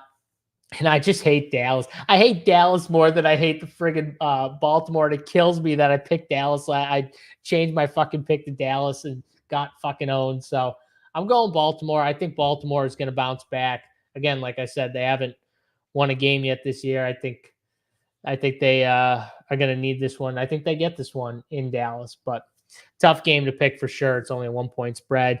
There you go, Snyder. I definitely made you happy picking your team, but Lamar still sucks, FYI. All right, let's get to the last game on the slate. Best game on the slate, too, from a DFS perspective. See how JSU did that. Just like that, too, Tony. That's how it's done right there. You save the best for last. Detroit and Arizona. Arizona coming off the big win against the Rams. Detroit coming off the big loss against Tampa Bay here. 3-point spread. Detroit is favored in Arizona, and it's a 51.5 total in this game. Probably one of the most popular spots from a game stacking perspective in DFS with both sides. But ODB, who do you like in this game? I know you were heavy on the Cardinals last week. Are you coming back with them this week as a slight dog? I mean, these are two of my favorite teams in the NFC. So I didn't have an opinion early, and the more I've thought about it, the more I just had to say, if I think the Lions are a legit Super Bowl contender, they have to go into Arizona and put the wood down. They got to beat this team. So I'm not ready to sell my Lions shares, so they got to win this football game.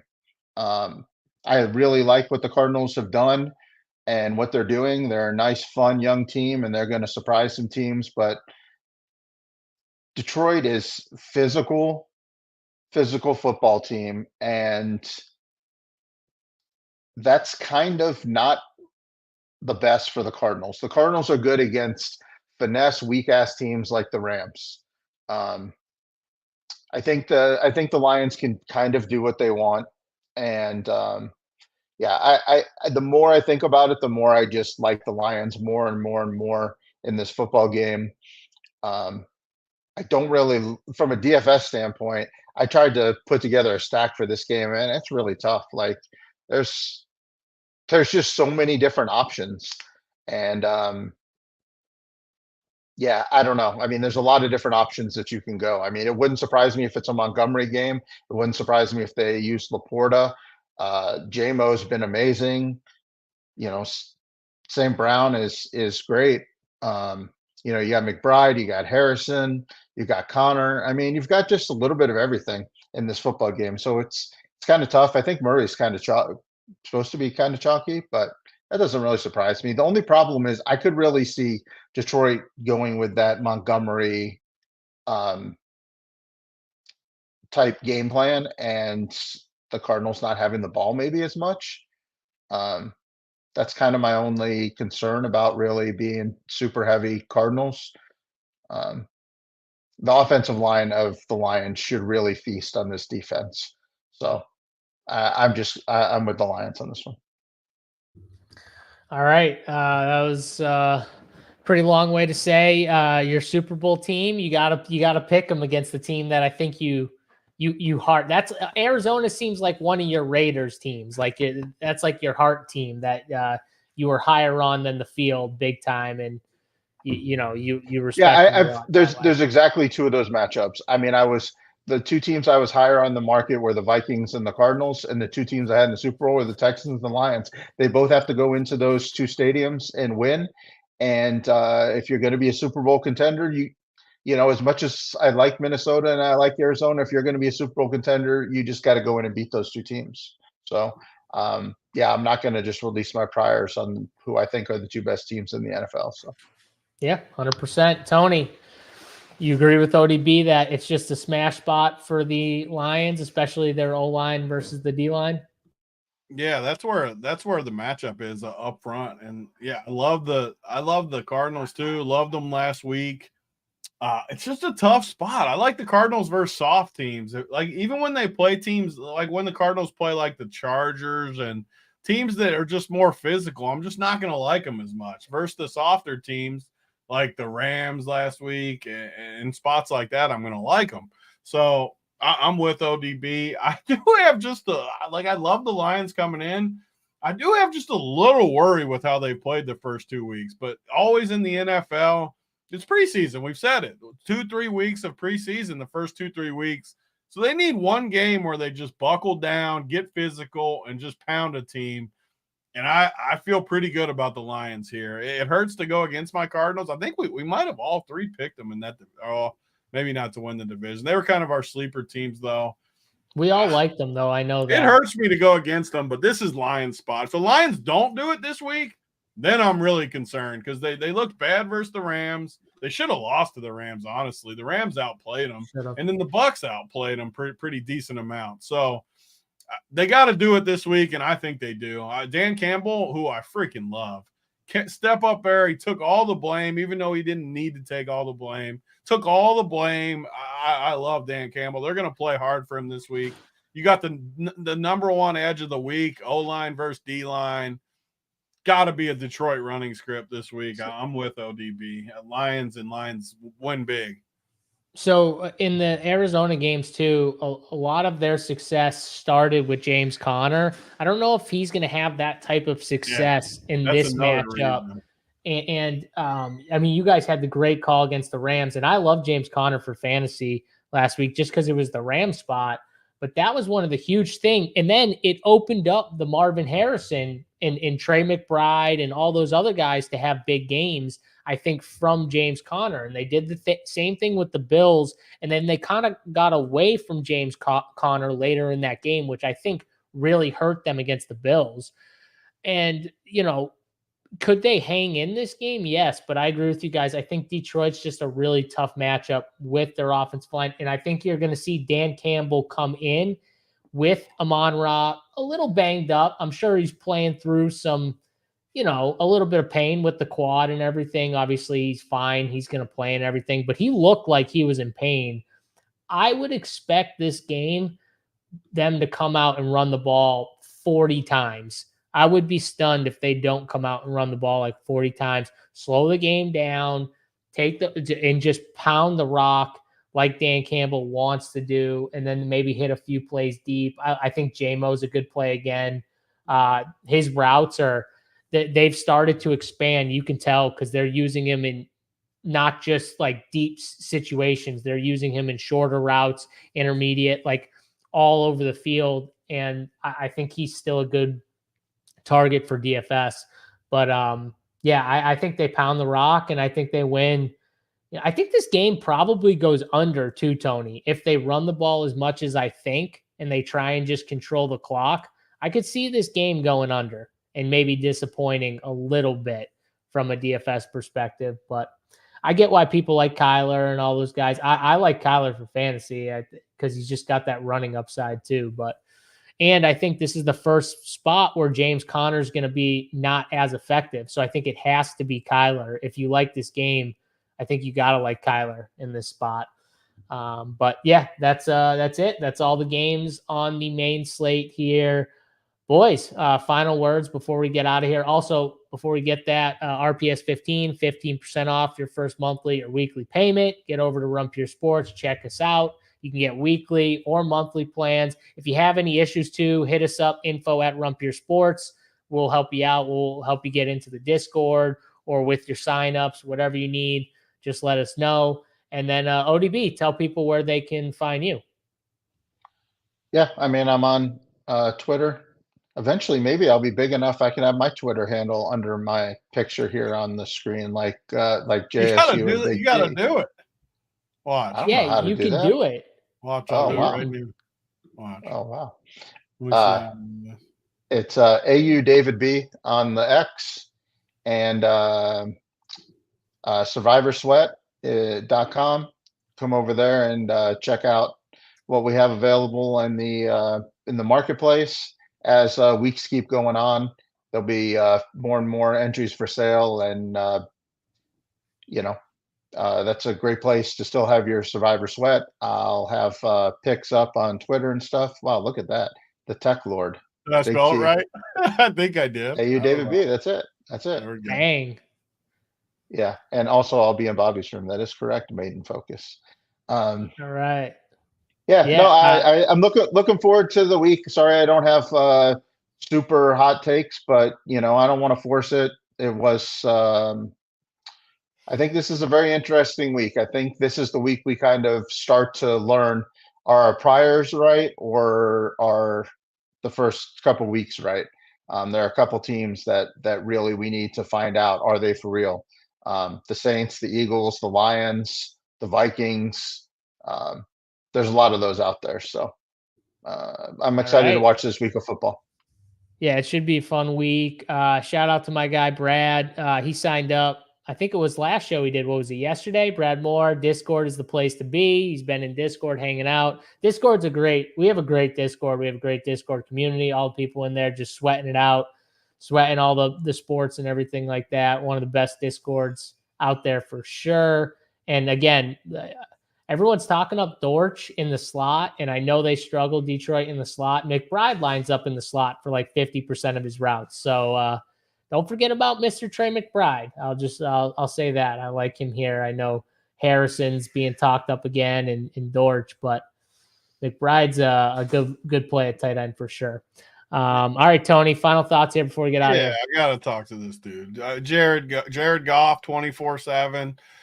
In what world did they outplay him? They were favored by 7.5 and they lost. They had the ball 4 times in the fourth and couldn't score. I mean, yardage? You're quoting yardage numbers? Why they didn't get out? If you're ever favored by 7.5, you lose by 4, and you don't score in the fourth quarter, what are we talking about? Come on. And I had the Lions. They killed my teasers. Believe me, I watched that game close. They annoyed me. Jared Goff threw for a lot of yards, but also threw for 0 touchdowns and 2 interceptions. And they had chances in the fourth quarter to win that freaking football game, and they did not make plays. I think Amon-Ra being banged up late definitely had to hurt them a little bit. Because he was playing hobble. Listen, if that team loses Amon-Ra, that's a huge loss. That's the biggest loss on their offense outside of Jared Goff. Like, if they lose Amon-Ra, they're in big, big trouble. What are they ever going to do with J-Mo, Laporta, Gibbs, Montgomery, Tim Patrick, Penei Sewell? Patrick, say his name. Amon-Ra he's the beast. They can put anyone behind that offensive line and they'll pick up yards. They got 2 good running backs. Detroit's the one team that can lose a skill position player and still be just fine. They got 5 guys who are fucking beasts. Not Amon-Ra. They got 5 guys who are priced over 5,500 on DK. They lost to Tampa Bay. Stop it. This team cannot afford to lose Amon-Ra. Green Bay versus Detroit. What week is it? Oh, God, I can't wait. Is Jordan Love going to be healthy? Hopefully. I want you guys at full strength so I can see you guys stare at each other up top. Oh, we will fight too. Is that game in Detroit or in Green Bay? Twice, so you'll that's true. Ways. I meant the first one though. The first one I'm talking about. I can't wait. We're totally gonna fight. I can't wait for this. All right, guys. Hope you enjoyed the show. Print Factory, like I said, hit the like button on your way out. Free show, so hit that like button. We appreciate it. Subscribe to the YouTube channel. Me and Tony will be back Sunday morning for the Morning Wood Show. It's 10 a.m. Eastern time. Me, Tony, and Wiley will be on breaking down the entire DFS slate. And of course, we've got other shows Saturday, Millie Roundtables at 9 p.m. Eastern time on this YouTube channel. No MMA, of course, this week, so that sucks. So there'll be no MMA show, but we'll be back next week. So got a lot of content for you guys. College football show Tony recorded on this YouTube channel earlier today. So check that out when we get out of here. Good luck to everyone on their contest, and hopefully someone runs Pure and ships $1 million for ODB, Big T, and myself, JSU. Catch you guys later. We're out. Peace.